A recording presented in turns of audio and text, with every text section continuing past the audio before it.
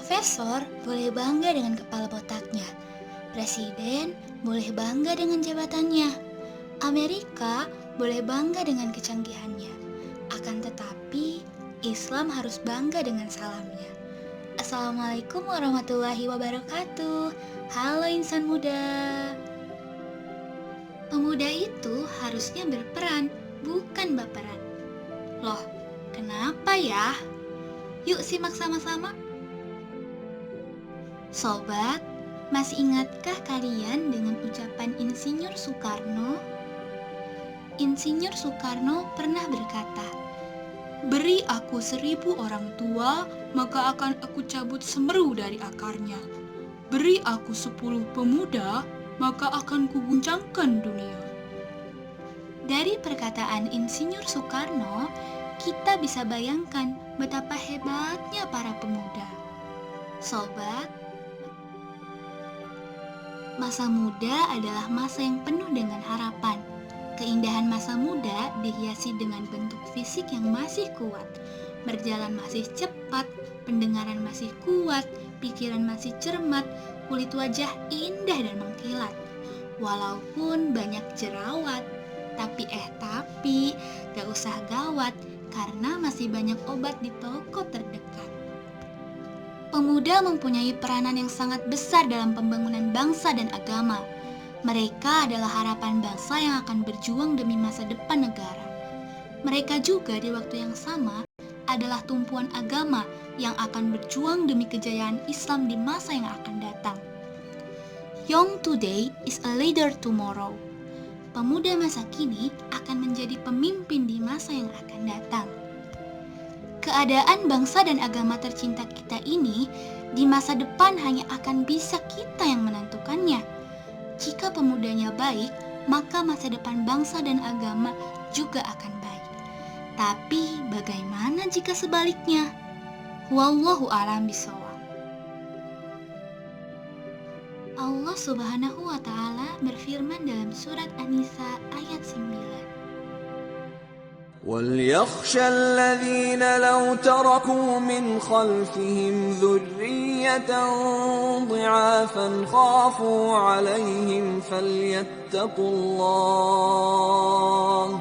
فَلْيَتَّقُوا اللَّهَ وَلْيَقُولُوا قَوْلًا سَدِيدًا. Artinya, dan hendaklah takut kepada Allah orang-orang yang seandainya meninggalkan di belakang mereka anak-anak yang lemah, yang khawatir terhadap kesejahteraan mereka. Oleh sebab itu, hendaklah mereka bertakwa kepada Allah dan hendaklah mereka mengucapkan perkataan yang benar. Sobat, bila kita cermati dengan baik, cara musuh Islam memerangi Islam adalah dengan menghancurkan generasi mudanya. Cara mereka gencar dalam memperkenalkan budaya mereka yang bertentangan dengan ajaran Islam, hingga generasi Muslim tertarik dan terjerumus ke dalamnya. Bila generasi suatu umat atau bangsa telah rusak, maka untuk menghancurkannya tidak perlu dengan perang senjata ataupun angkatan perang. Apa sih yang membuat kita menjadi selemah ini? Apa kelemahan yang perlu kita takutkan? Profesor Dr. Andes Baharudin Yusuf Habibi mengatakan, setidak-tidaknya ada 5 kelemahan yang harus kita hindari, yakni lemah harta, lemah fisik, lemah ilmu, lemah semangat hidup, dan yang sangat ditakutkan adalah lemah akhlak. Rasulullah SAW mengingatkan kepada kita, pergunakanlah 5 kesempatan sebelum datang 5 kesempitan. Di antaranya, masa mudamu sebelum datang masa tuamu. Sobat, pemuda yang diinginkan oleh Islam adalah pemuda-pemuda yang agresif, inovatif, progresif, dan produktif. Orang Barat mengatakan, many great men start from the newspaper boys. Banyak orang besar sukses mengawali karirnya hanya dengan berjualan koran. Bukan jualan korannya ya, tapi etos kerjanya yang harus kita teladani. Lebih baik meneladani penjual koran yang memiliki mental kerja yang tinggi daripada mencontoh oknum pegawai kantor yang mental kerjanya sebentar-bentar bisa kendor.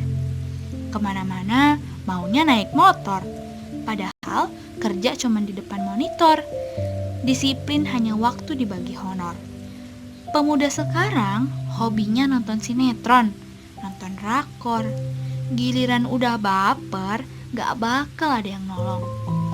Kalau pemuda seperti ini, mustahil menjadi pelopor, melainkan menjadi pengekor. Ih, serem kan? Allah Subhanahu wa Ta'ala berfirman dalam surat Al-A'raf ayat 96. ولو أن أهل القرى آمنوا واتقوا لفتحنا عليهم بركات من السماء والأرض ولكن كذبوا فأخذناهم بما كانوا يكسبون. Sekiranya penduduk negeri itu beriman dan bertakwa, tentulah kami bukakan baginya pintu rahmat dari langit dan bumi. Tapi mereka mendustakan kebenaran, lalu kami azab mereka karena perbuatannya. Sobat, pemuda merupakan tulang punggungnya bangsa dan agama. Indonesia bisa merdeka, Islam bisa bertahan hingga sekarang karena jasa-jasa para pemuda pendahulu kita. Pemuda harus memiliki iman, ilmu, dan semangat kerja yang tinggi. Kita sebagai pemuda yang hidup di era milenial harusnya ingat, kita sebagai tonggak kemajuan bangsa dan agama. Kita sebagai sosok yang muda, yang dinamis, yang penuh energi dan optimis. Kita bisa menjadi agen perubahan yang bergerak dan berusaha untuk memajukan bangsa Indonesia dan agama tercinta.